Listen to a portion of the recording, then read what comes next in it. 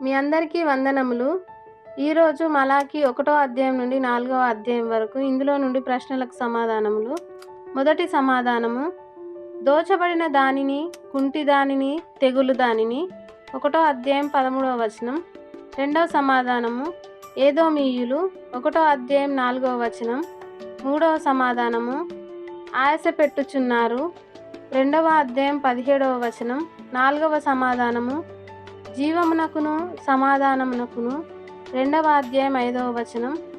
5వ సమాధానము, ఒక గ్రంథము. 3వ అధ్యాయం 16వ వచనం. 6వ సమాధానము, క్రొవ్విన దూడలు. 4వ అధ్యాయం 2వ వచనం. 7వ సమాధానము, ఆయన మార్పు లేని వాడు గనుక. 3వ అధ్యాయము 6వ వచనము.